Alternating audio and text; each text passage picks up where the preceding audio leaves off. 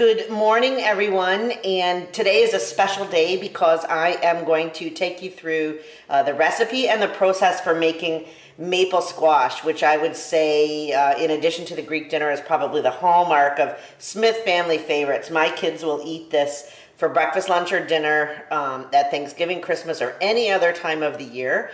It freezes perfectly. You see no difference in thawed and reheated maple squash than, fresh fluffy maple squash. So when squash are in season in the fall, as they are right now, I paid $2.50 each for these, and I'm sure when I get out there looking, I'll find them even more cheaply. $2.50 for a squash of this size, pretty good deal. So I'm going to mix. I did want to say that over 30 years of making this recipe, I have tried acorn squash, I've tried Hubbard squash, I wouldn't use spaghetti squash. I always come back to butternut squash. These are the ones that they get the nice fluffy texture, so that the squash with the maple, when you're eating, it almost feels like whipped cream in your mouth or ice cream. It's so fluffy and delicious. So I'm going to use, I've got 3 butternut squash here. I cooked them last night. I'm going to work with them now that they're cooled, because life is too short to burn your fingers on a squash.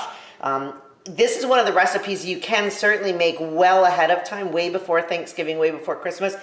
Put it in the fridge in a casserole dish or freeze it in a Ziploc bag. You don't need to be doing this just as company are coming in the door. It's not like mashed potatoes. Potatoes don't freeze. Squash does freeze. So you can make this, you can freeze it, and you can eat it all winter long for as long as you still have packages in the freezer, and you'll be happy that you did so. So what's in here are going to be butternut squash, a couple of eggs per squash. Let's say for a small squash, 1 egg. For this big squash, 2 eggs. So in total, I'm probably going to use 4 eggs to make the squash fluffy. I'm going to put in at least a stick of butter. Heads up, cholesterol warning, there's butter in this recipe, but that's what makes it so tasty. I'm going to put in at least a stick of butter, maybe more. I have 2 containers of maple syrup here. This one's almost empty. I'm sure I'm going to go through that, and maybe I might need some of this as well, and a bit of salt, because there's no salt in the squash as we're looking at it right now. It's going to be bland without salt, so I'll probably put in half a teaspoon for the small ones, maybe coming up on a teaspoon for the bigger ones. So in total, I'll probably put about 3 teaspoons of salt in this recipe, or less. I always taste it, and I put in only the barest minimum that is required to make it delicious. So we've got squash, we've got eggs, we've got butter, we've got maple syrup, and we've got salt. I am going to use my hand mixer. I'm going to get all this set up. In a second, I'll demonstrate for you how to clean 1 squash. And then we'll get on with making our big giant tub of maple squash that hopefully will last us for several meals. Everybody loves this. Okay, I'll work with the biggest squash for demonstration because that's easiest to see.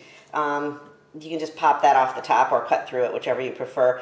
So I'm going to cut the biggest of the butternut squash in half. As you'll see, there's a lot of squash for a very small kind of seed pod here.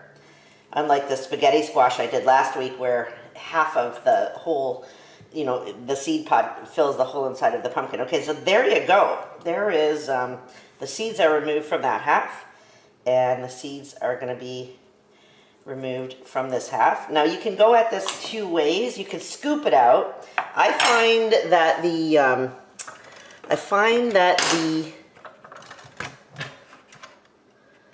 paring knife. I seem to have no paring knife. I find that the skin of the squash is so thin and fragile that you end up scooping it. So what I do with a butternut squash is I cut it into easy-to-use sections, each one maybe about the length of the knife I'm going to be working with.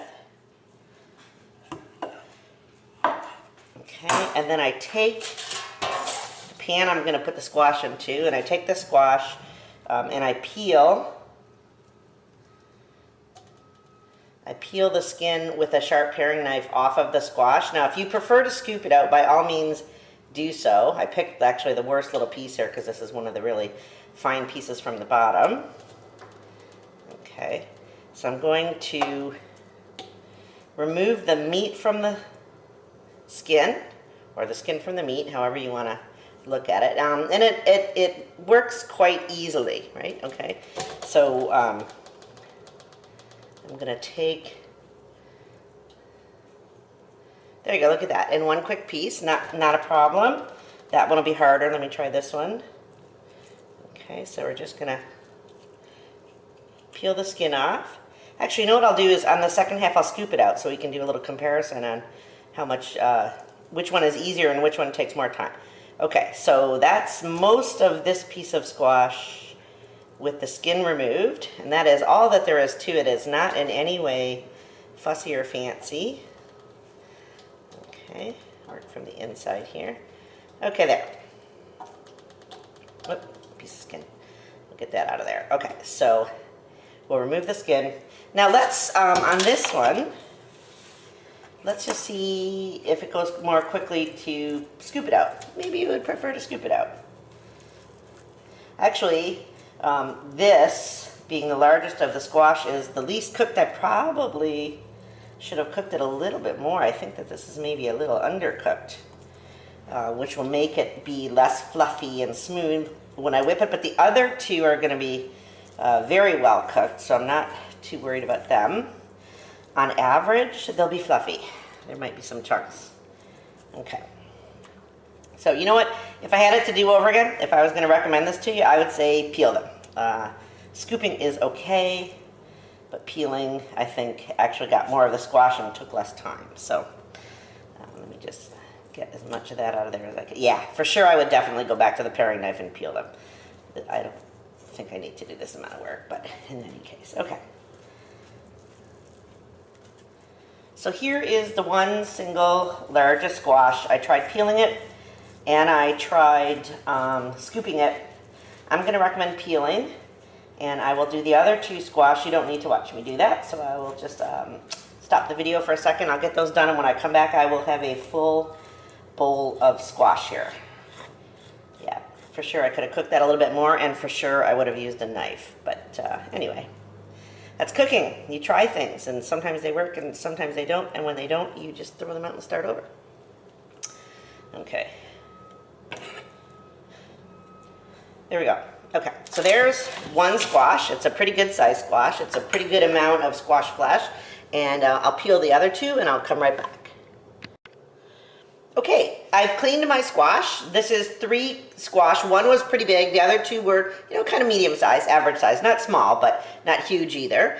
So that's the meat from 3 squash. And to that, I'm going to add 4 eggs. So we would say like 1 per small or medium squash and 2 for a big one. So I'm going to add 4 eggs. And I'm going to add a palmful of salt, and then I'll check it later to see if I need any more salt. So I'm going to say that's about a tablespoon of salt, or a teaspoon per squash. Okay, I am also going to add, somewhere here in the mix I've got butter. I'm going to add an entire stick of butter. Now, if the squash was hot right out of the oven, this butter would melt instantly. Sometimes, if I've had to refrigerate the squash, I melt the butter in a pan just to make it more liquid so it can help improve with the fluffiness of the squash. But I'm just going to add the butter, the salt, and the eggs to the squash. And then I'm going to add, I should probably check my measurements here for you. Hang on just one second. I'm going to add maple syrup. And I would say to 3 squash, I'm going to add at least 4 ounces, maybe more. There's 4 ounces of maple syrup. Real maple syrup, not Aunt Jemima, real. Ontario. I think actually that's from Quebec. This is from Ontario. That's from McLaughlin Farms in Kamoka. And I use real maple syrup and nothing else. Okay? So now I'm going to give it a mix. I'll give you a short shot of that, and then I will finish it without videoing, and I'll show you the rest.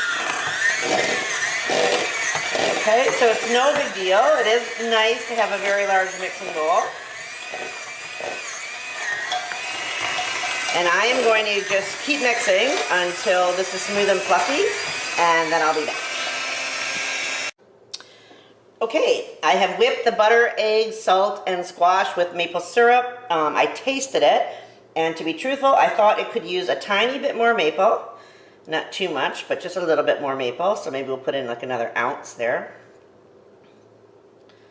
Actually, maybe we'll just empty this. Yeah, let's just empty this container. Okay, so I'm adding maybe another ounce, ounce and a half of maple syrup. So that would give it about 5.5 ounces of maple syrup. And I am also going to add just a tiny bit more salt. Okay, it has enough butter. It does not need any more butter. Okay, so I will just give that a quick mix.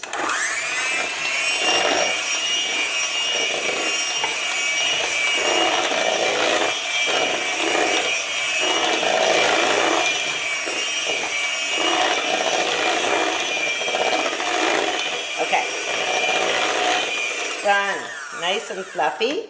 Because the squash is cold and the butter is room temperature, you can still see actually little flecks of the butter in the squash, but when you heat it to serve it, that will melt right through, okay?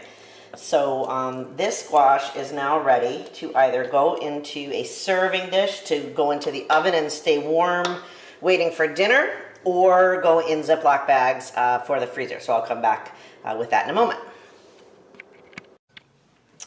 Okay, so it's Rita Smith back with maple squash, and what I have here is squash packaged in a Ziploc bag. I can toss this in the freezer and leave it there for months, but it won't last that long. It'll get taken out and thawed before that. And if I was going to serve this within, a day or two, I might put it in a Corelle dish in the fridge. And then I could just pop it straight into the oven while I'm getting the rest of the meal ready, just to warm up. It doesn't need to cook, it just needs to warm. And that will be done before we sit down to the table. So maple squash, either ready for the table or ready for the freezer, and made lots of it in bulk ahead of time when squash are in season. Good luck. Be confident in the kitchen. Enjoy cooking for your family and taking advantage of Ontario in the fall. This is Rita Smith, the #1 food fairy, signing off.